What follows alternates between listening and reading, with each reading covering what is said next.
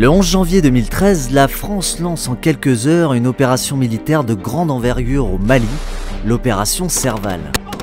Son but, stopper la progression des groupes terroristes vers Bamako et les désorganiser en profondeur. L'armée de l'air a déployé en un temps record des moyens considérables pour assurer des missions de frappe aérienne, de projection sur le théâtre, de renseignement ou de conduite des opérations. Un an après, en pleine phase de stabilisation, l'opération Serval mobilise toujours 2500 militaires français sur le terrain. À la rencontre du CPA-20 au Mali ou des aviateurs au Tchad, retour sur un an d'opération.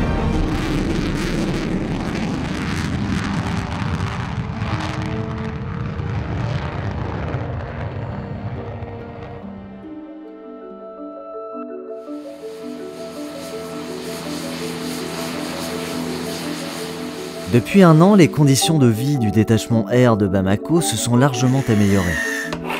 Grâce au travail de la brigade aérienne d'appui à la manœuvre aérienne, les hangars où s'entassaient des dizaines d'hélicoptères ont laissé place à une zone vie confortable composée de tentes climatisées et de douches de campagne. Depuis le départ des Mirage 2000D fin décembre 2013, les effectifs diminuent progressivement. C'est au tour des commandos du CPA-20 de se désengager du théâtre.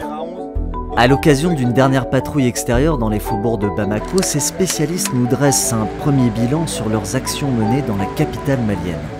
Le but de la mission des patrouilles extérieures au niveau de Bamako, c'était de faire une sécurisation de la zone externe de l'aéroport, de façon à aller faire donc de la présence, de l'empreinte sur le terrain, du contact avec la population dans un rayon de 20 km, de 20 à 25 km autour de la base. C'est de la patrouille, c'est du ratissage, c'est de l'observation, c'est du contrôle de zone.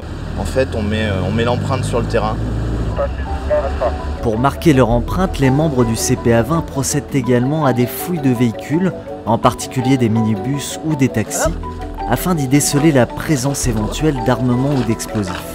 Ils sont assistés dans leur tâche par un gendarme malien. Ça nous donne une légitimité, on a le droit de faire ça. Maintenant, c'est quand même un travail qui est à la base de la gendarmerie. Et ensuite, ça nous sert d'interprète. Parce que même si la langue officielle c'est le français, la plupart parlent leur dialecte, que ce soit Bambara ou Peul, ce qui nous permet d'avoir directement une relation avec la population. Les commandos clôturent leur patrouille en se positionnant sur un point de surveillance stratégique qui surplombe la ville de Bamako et son aéroport. Dès janvier 2013, l'aéroport de la capitale fut le point névralgique pour l'acheminement du fret aérien envoyé depuis la métropole. Au total, 18 500 tonnes de matériel ont été débarquées en près de 500 rotations. Début 2014, les 3 transals du groupement de transport opérationnel assurent toujours les liaisons intra-théâtre entre Bamako, Gao, Tessalit ou Kidal.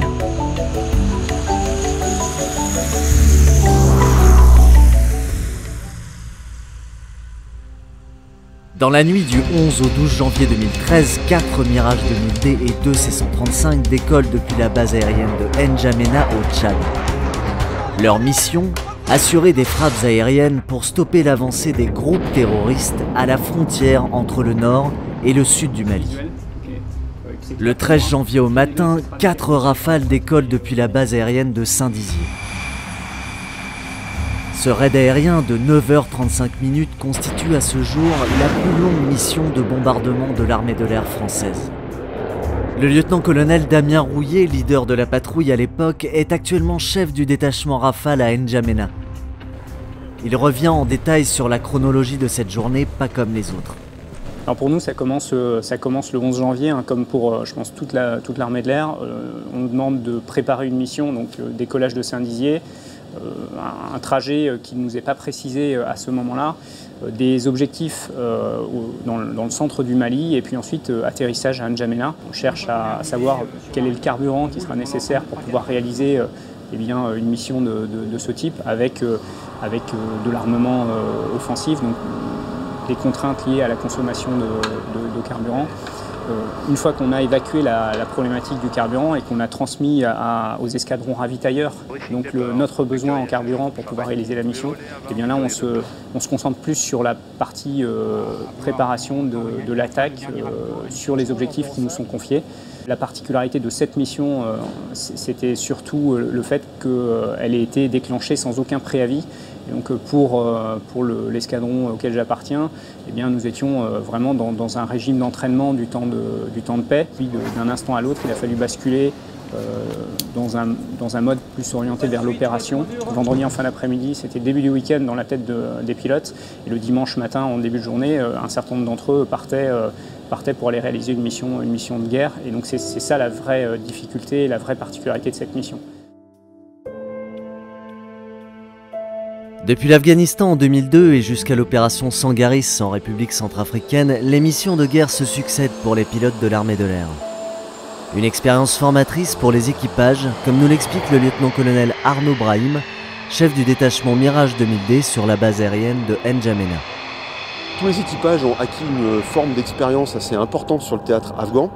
Ça nous permet, on va dire, en temps de guerre, d'avoir un pilier vraiment assez important, assez solide, pour pouvoir mener des opérations partout, au coup de sifflet bref, avec un environnement changeant.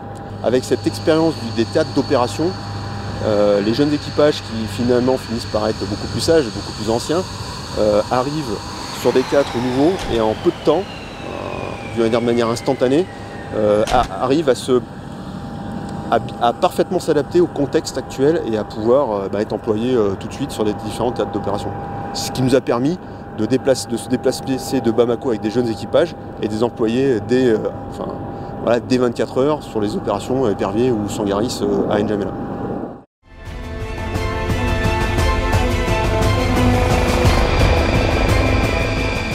Les 3 Rafales et 3 Mirage 2000D sont actuellement engagés sur 3 théâtres d'opération. La polyvalence des équipages et des aéronefs est indispensable pour mener aussi bien des missions d'appui-feu au profit des forces terrestres que des missions de reconnaissance et de renseignement.